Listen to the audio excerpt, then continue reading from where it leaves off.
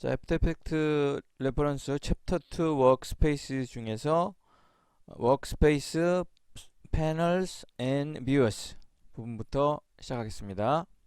워크스페이스 앤 패널스, 이거는 개념을 이해하자는 뜻이에요. 설명을 한번 보죠. 아도비에서 나오는 비디오나 오디오용 프로그램들은 대부분 다 일관적인 인터페이스를 갖고 있어요. 각 프로그램에 따라서 패널이나 이런 것들은 각자에 맞게 되어 있지만 그 패널을 움직이거나 합치거나 하는 것들은 같은 방식으로 작동하게 되어 있습니다. 흔히 어떤 프로그램을 열었을 때, 우리의 경우 애프터 이펙트를 열었을 때 보이는 전체 화면, 프로그램을 열었을 때 보이는 전체 창을 우리는 애플리케이션 윈도우라고 부릅니다. 프로그램 창이죠, 이게. 그리고 그 안에 여러 가지 패널들이 자리 잡고 있어요. 우리는 그 공간을 워크스페이스라고 부릅니다. 프로젝트 패널, 뷰어 패널, 다양한 패널들이 쌓여 있는 것, 타임라인 패널, 이런 것들이 있는 공간을 워크스페이스라고 부릅니다. 애프터 이펙트의 경우 미리 만들어진 여러 가지 워크스페이스가 들어있어요. 그 각각의 워크스페이스는 특별한 작업을 위해서 만들어져 있습니다. 또한 자신의 작업 스타일에 따라서 패널을 배치하고 자신만의 워크스페이스를 저장할 수도 있습니다. 또한 다양한 패널들을 옮겨서 다른 패널 그룹에 집어넣거나 패널 그룹 아래 쌓거나 하는 일도 할 수 있습니다. 만약에 한 패널을 다른 패널로 옮겨서 그룹화할 경우에는 나머지 패널들이 크기가 자동으로 변해서 빈칸이 없어지게 만들죠. 예를 들어서 한번 이런 거 해보죠. 설명을 편리하게 하기 위해서 이렇게 해볼게요. 뷰어 창에 현재 컴포지션 창이 열려 있는데요. 이것을 이쪽으로 옮겨 볼게요. 자, 이렇게 스틱이 됐죠. 그러면서 이게 작았던 패널 그룹이 크기가 커졌습니다. 이렇게 된다는 뜻이에요. 원래 모습으로 돌아가 보죠. 스탠다드에 이렇게 됐습니다. 원래 모습으로 돌아가는 거고요. 자, 워크스페이스의 일반적인 모습입니다. 전체 창, 윈도우 창, 최대화, 최소화, 끄기, 이런 단추들이 달린 이 창이 애플리케이션 윈도우죠. 우리가 프로그램 창이라고 부르는 겁니다. 전체이죠. 그리고 그 안에 여러 개의 패널들이 있어요. 그 패널은 그룹화된 패널도 있고 개별적인 패널도 있습니다. 그룹화된 패널이라는 건 그 안에 여러 개의 패널이 들어가 있는 것, 개별적인 패널은 단독 패널만 있는 것, 이런 걸 말하는 겁니다. 그리고 또 하나의 패널을 독립시켜서 우리가 흔히 플로팅 윈도우라고 부르는 독립된 별도의 창으로 열 수도 있는데요. 그럴 때는 여러 개의 모니터를 사용할 경우에 사용하면 편합니다. 나는 뷰어를 두 번째 모니터로 옮겨서 크게 보고 싶어. 그러면 이걸 플로팅 시키는 거예요. 드래그해서 바깥으로 옮겼습니다. 두 번째 모니터로 옮기니까 안 보이시죠? 옮기니까 이렇게 됐어요. 두 번째 모니터에서 본인이 원하는 크기로 또는 최대화해서 볼 수 있죠. 자, 요거를 두 번째 모니터라고 가정하고요. 본인이 원하는 대로 크기를 이렇게요. 그 다음에 마우스 휠로 이렇게 크기를 확대해서 쓸 수 있죠. 그 다음에 스페이스바로 핸드툴로 만들어서 이렇게 옮길 수도 있고요. 최대로 만든 다음에 핸드툴을 쓰면 더 편리하죠. 이런 식으로 플로팅 윈도우로 다중 모니터 사용에 적용할 수도 있습니다. 자, 처음으로 돌아가 볼게요. 자, 다시 이렇게 돌아왔습니다. 이렇게요. 그룹화된 패널, 지금 이렇게 보시는 이쪽 그룹화된 패널의 경우에는 이렇게 스택되어서, 즉 여러 개의 패널이 위에서 아래로 쭉 쌓여서 이렇게 자리를 잡을 수도 있고요. 푸티지 한번 클릭해 보면 푸티지가 위아래로 쓰는 게 아니라 옆으로 이렇게 탭 형태로 늘어날 수도 있습니다. 워크스페이스에 대해서 좀 더 알아보죠. 이렇게 툴바가 있는 첫 번째 라인에서 쭉 오른쪽에 가면 여기가 워크스페이스를 관리하는 곳이에요. 디폴트 워크스페이스, 스탠다드, 스몰 스크린, 라이브러리, 여러 가지가 있는데, 여기 보면 이렇게 화살표 두 개 연속으로 되어 있는 거 있죠. 이거를 영어로 쉐브론 표시라고 하는데요. 쉐브론이라는 기름 회사가 있는 것 같은데, 어쨌든 쉐브론 표시를 클릭하시면 이렇게 프리디파인드 된, 미리 정의된 모든 워크스페이스가 나타납니다. 각각의 이름이 의미하듯이 나는 텍스트 작업을 해야 된다라고 하면 텍스트 워크스페이스를 누르면 이렇게 텍스트에 특화된 창이 나타나는 거죠. 다른 것도 한번 눌러볼까요? 컬러를 누르면 컬러 코렉션 작업에 필요한 창들이 이렇게 뜨는 거죠. 이렇게 루메트리 스코프스, 즉 색상 정보를 보여주는 이런 것들이 뜨죠. 색상 보정에 유리한 겁니다. 워크스페이스가 여러 가지 있는 이유는 바로 이런 거죠. 뭐 모션 트래킹 하겠다. 그 모션 트래킹에 필요한 이런 것들이 여기 트래커가 창에 열려 있네요. 이런 것들이 보이는 거죠. 우리는 그냥 일반적인 거니까 지금 다시 스탠다드로 하겠습니다. 즉 여기 보이는 디폴트, 스탠다드, 스몰 스크린, 라이브러리스 그 다음에 나머지 패널들이 이렇게 여러 가지가 있는 거예요. 여기 에딧 워크스페이스를 누르시면 워크스페이스들의 순서를 바꾸거나 또는 이렇게 바에 현재 보이는 것들은 디폴트, 스탠다드, 스몰 스크린, 라이브러리인데 뭐 애니메이션을 위로 이렇게 올린다든가 스몰 스크린을 밑으로 내린다든가 이런 편집 작업이 가능해요. 어떻게 보이는가, 어떤 것이 보이고 어떤 것은 쉐브론 아래 보이는가 이런 걸 정하게 되는 겁니다. 자, 캔슬 할게요. 원래 상태대로. 그리고 제 경우는 워크스페이스를 저의 작업을 위해서 특별히 맞추는 그런 것은 하지는 않습니다. 왜냐하면 이미 준비되어 있는 워크스페이스가 잘 되어 있어요. 그래서 거기에 적응하는 것도 그렇게 나쁘지 않습니다. 그리고 또 하나, 워크스페이스를 어떤 걸 쓰느냐 보다 더 중요한 것이 있는데요. 아마 설명이 나올 겁니다. 자, 조금 전에 한 얘기 드리고요. 이 툴바의 오른쪽 끝에 워크스페이스가 있었죠. 이렇게 보시듯이. 근데 그 툴바에서 분리해내면은 이렇게 독립된 하나의 열로도 만들 수 있어요. 근데 뭐 이렇게 쓰는 경우는 없죠. 왜냐면 이렇게 쓰면은 작업 공간이 줄어드니까. 에딧 워크스페이스를 눌러서 리오더 워크스페이스의 순서, 보이는 순서를 바꿀 수 있다. 아까 설명한 것이고요. 아까 봤던 화면입니다. 클릭해서 올리면은 바에 나타나게 할 수 있죠. 워크스페이스를 선택하는 법은 아까 봤듯이 이렇게 여기 보이는 것, 바에 보이는 것 중에 선택하거나 아니면 쉐브론 단추 눌러서 밑에 있는 것 중에 선택하거나 이렇게 하면 되는 거고요. 그 다음에 단축키를 지정할 수 있어요. 본인이 자주 사용하는 것들. 이미 지정되어 있는 단축키가 있습니다. Shift F10, F11, F12 각각이 3개의 단축키가 지정되어 있는데요. 한번 해볼게요. Shift F10 디폴트가 눌러지고요. Shift F11 스탠다드가 눌러집니다. 이번에는 Dock Group or Float Panels 조금 전에 설명했던 부분도 섞여 있는데요. 다시 한번 해보겠습니다. Dock Panels Together, 그러니까 패널들을 합칠 수 있다. 또는 분리해서 플로팅 시킬 수도 있다. 플로팅은 좀 전에 보여드렸고요. 근데 닥을 할 때 두 가지 형태가 있죠. 하나는 더킹 존이라는 곳으로 다른 패널을 끌고 가는 경우가 있고, 또 다른 하나는 그루핑 존이라는 곳으로 끌고 가는 경우죠. 이 두 가지는 약간 다른데요. 더킹 존이라는 건 여기 이 내면의 외곽선 쪽으로 갔을 때 생기는 것을 말하는 거예요. 더킹 존은 요 A라는 패널을 이렇게 외곽, 지금 회색으로 보이는 여기 뿐만 아니라 왼쪽, 아래쪽, 오른쪽도 마찬가지로 더킹 존입니다. 그 더킹 존으로 끌고 가면 이렇게 위아래로 쌓이는 스태킹 되는 그룹이 만들어지는 거고요. 더킹 존 말고 그룹핑 존으로 가져가면, 그룹핑 존이라는 건 이 가운데 부분, 회색으로 바뀐 가운데 부분을 말하는 건데요. 여기로 가져가면 이렇게 탭의 형태로 옆으로 나란히 있게 됩니다.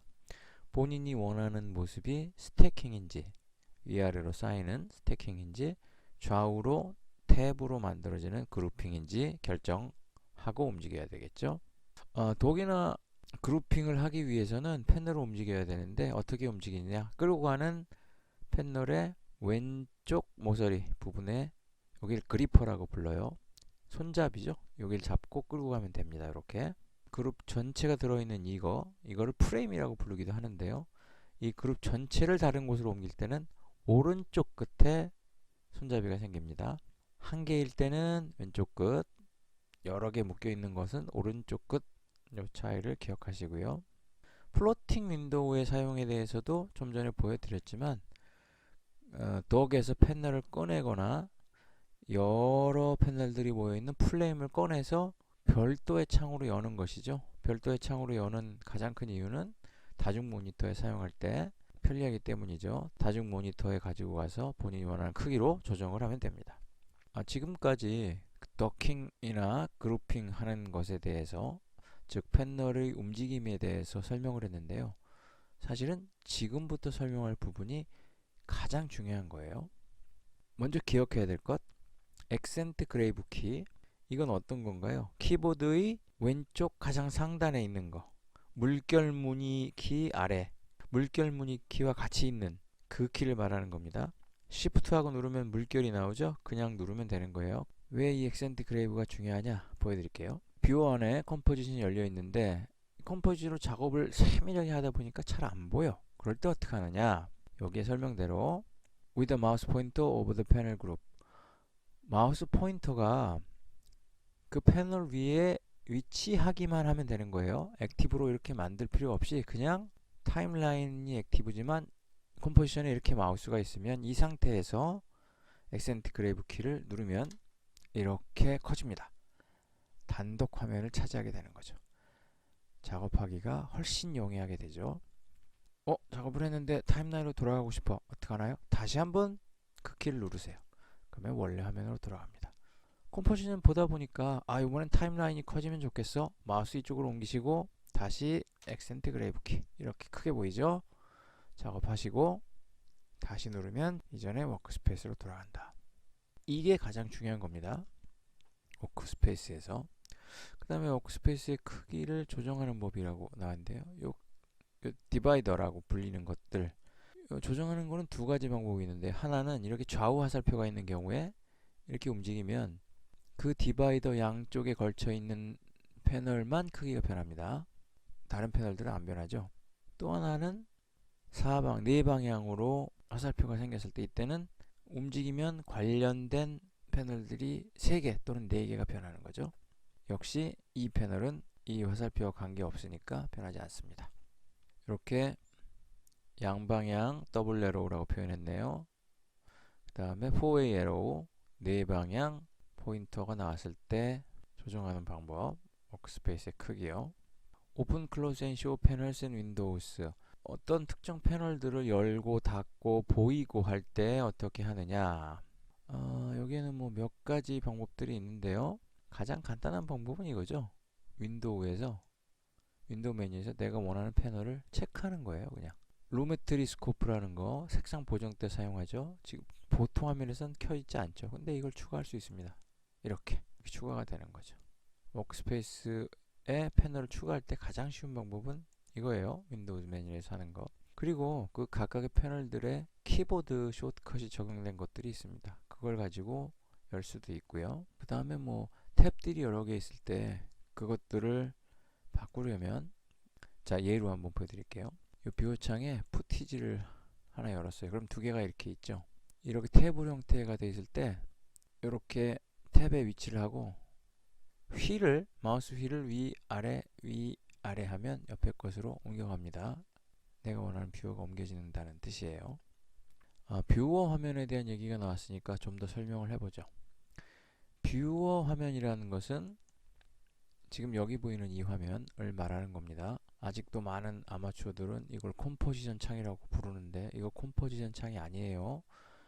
컴포지션을 보여주는 뷰어, 푸티지를 보여주는 뷰어, 또는 여기서 레이어 한번 클릭해 볼게요.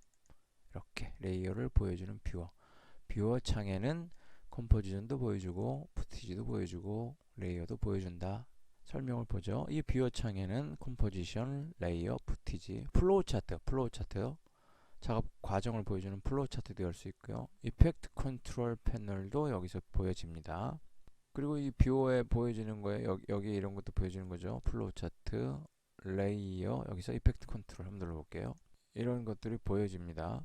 뷰어 창 락을 하면, 현재 보이는 뷰어에 락을 걸면 무슨 얘기인가 하면 이런 겁니다. 이 컴포지션을 건들고 싶지 않다. 그럴 때는 이 컴포지션의 락을 이렇게 거는 겁니다.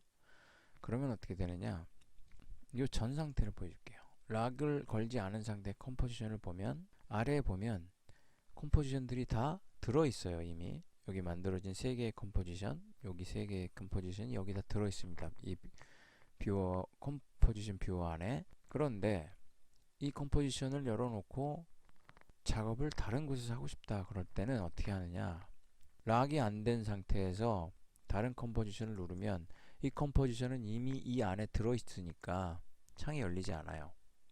37을 더블 클릭했을 경우에 새 창이 열리지 않고 그냥 여기 있던 것 중에 바뀐다는 거죠. 락을 하면 어떻게 될까요? 락을 하면 이렇게 됩니다. 다시 어떤 특정, 지금 37이니까 37이 아닌 38을 눌러보면 이렇게 락을 하면 컴포지션 안에 열리는 게 아니라 새로운 창으로 열린다. 새로운 창으로 열린다고 컴포지션들이 다 안 들어가 있는 게 아니에요. 별도의 창으로 열린다는 뜻입니다. 다시 정리하면 뷰어 안에 컴포지션 뷰어가 열리면 그 안에는 이미 내가 프로젝트에 가지고 있는 컴포지션들이 다 들어있어요. 그런데 그 중에 하나를 열어놓고 다른 것으로 이동하기 싫고 새로운 창에서 다른 컴포지션을 보고 싶을 때 그때 락을 하고 다른 컴포지션을 더블 클릭하면 원래 뷰어 아래에 있던 것이 열리는 게 아니라 새로운 창이 열린다. 그 의미입니다. 이 새로 열린 창은 이 세 개의 컴포지션을 다 가지고 있을까요? 아닐까요? 가지고 있어요. 당연히 다 가지고 있습니다. 별도로 연다는 뜻이에요. 자, 그 다음에 to create a new viewer. 새로운 뷰어 창을 열고 싶을 때는 어떻게 하느냐? 이건 다른 얘기입니다. 한 뷰어 창에 다른 내부 판넬을 열고 싶을 때는 락을 하고 같은 종류를 눌렀지만 지금 설명하는 다른 거예요. 다른 뷰어 창을 열고 싶다. 그때는 뷰 메뉴에서 New Viewer를 누릅니다. Ctrl Alt Shift N이네요. 누르면 어떻게 되나 보시죠. 아예 다른 뷰어 창이 열렸죠. 다른 뷰어 창이 열렸어요. 이렇게 작업하는 경우는 어떤 걸까요? 아마도 이런 경우일 겁니다. 하나의 컴포지션이 또 다른 컴포지션에 네스팅 되었을 때, 즉 이 컴포지션 안에 있는 레이어에 이 하나의 컴포지션이 그대로 들어가 있을 때죠. 아도비 컬러 테마 익스텐션에 대해서 알아보겠습니다. 아도비 컬러 서비스는 조화롭고 매력적인 색상의 조합들을 제공을 해주죠. 그 조합들을 애프터 이펙트에서 사용할 수 있습니다. 이 컬러는 익스텐션의 형태로 아도비 애프터 이펙트와 직접 결합되어 있고요. 이 서비스를 이용할 수 있는 다른 프로그램으로는 인디자인과 포토샵도 있다. 한번 보죠. 뭔지. 윈도우 익스텐션에서 아도비 컬러 테마를 연다. 윈도우 익스텐션 아도비 컬러 테마 열면 뭐 이런 것들이 보이네요. 영문화면은 이렇게 보입니다. 아도비 컬러 테마가 열리고 만들 때, 그 다음에 있는 거 찾을 때, 내 테마 지정해 놓은 것만 따로 볼 때 뭐 이런 거고요. 가장 인기 있는 테마들만 보여줘라. 그리고 전체적으로 여태까지 가장 인기 있는 거, 이번 달에 인기 있는 거, 이번 주에 인기 있는 거 보여줘라. 그걸 보는 거고요. Create and Save a Color Theme. 내가 특정 컬러 테마를 만들었을 때 저장하는 방법에 대해서 나와 있고요. 그렇지 않은 경우에 기본적으로 뭐 어넬로거스, 모노크로매틱, 트라이애드, 컴플리멘터리, 컴파운드, 쉐이즈, 그리고 커스텀, 본인이 만드는 컬러 테마 이렇게 크게 구분을 해줄 수 있다. 각각의 컬러 테마의 구분 한번 보죠. 어넬로거스, use colors that are adjacent to the color wheel. 색상표에서 인접한 색상들을 이용하는 것이죠. 그러니까 조화로운 그런 색상을 보여주는 겁니다. 컬러 휠에서 인접한 색상들, 가까이 있는 색상들 보여주는 거죠. 그러니까 조화를 이루죠. 파란색에서 녹색 계통으로 이렇게 보여지죠. 적용을 하면. 모노크로매틱 세츄레이션과 브라이트니스를 바꾼다. 어떤 한 개의 색상의 세츄레이션과 브라이트니스를 바꾼다. 그러면 색감은 비슷하겠죠. 근데 밝기가 바뀌고 포화도가 바뀌고 세츄레이션이 바뀌고 하니까 이런 느낌을 준다. 이렇게 되겠네요. 트라이애드는 뭐냐? Use colors evenly spaced around the three going to the color.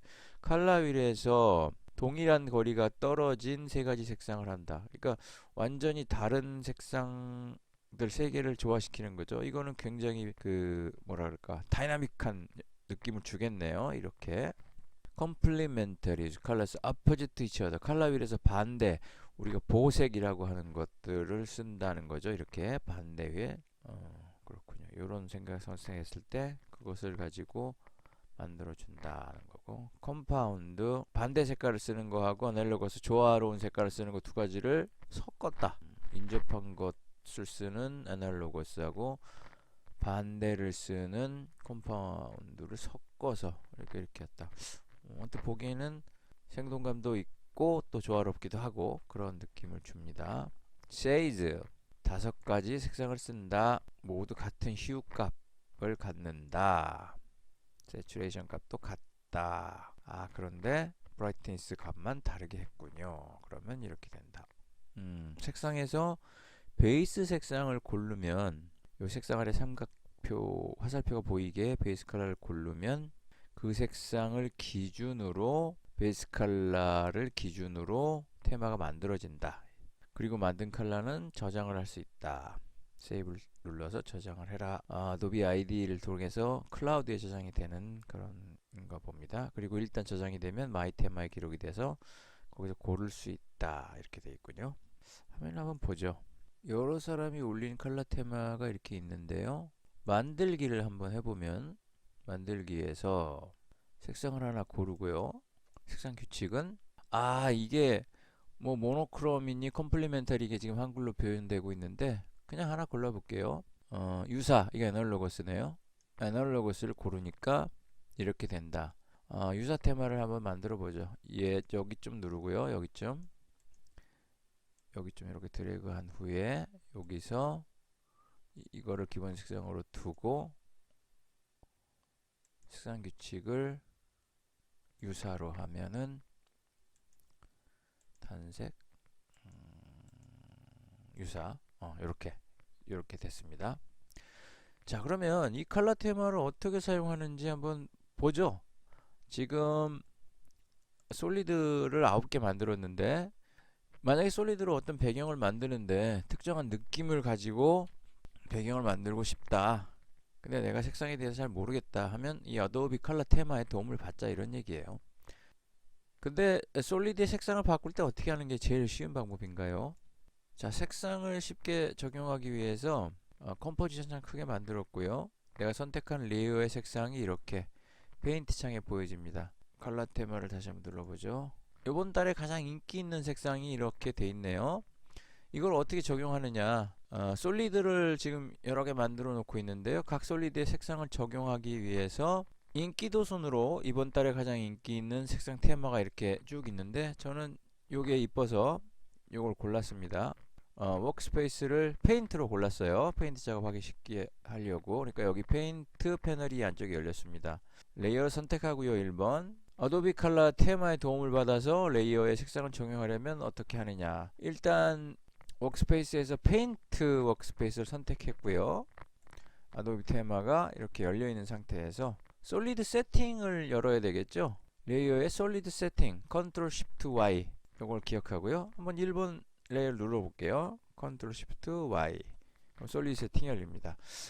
이 어도비 컬러 테마를 사용하기에 굉장히 좋은 방법이 바로 이 컬러 피커를 사용하는 거죠. 이렇게 해서 테마의 첫 번째 색을 이렇게 선택합니다. New 하고 색상이 바뀌었고요. 두 번째 거 컨트롤 쉬프트 Y 피커 잡아서 두 번째 거 이렇게 누르고요. New 오케이.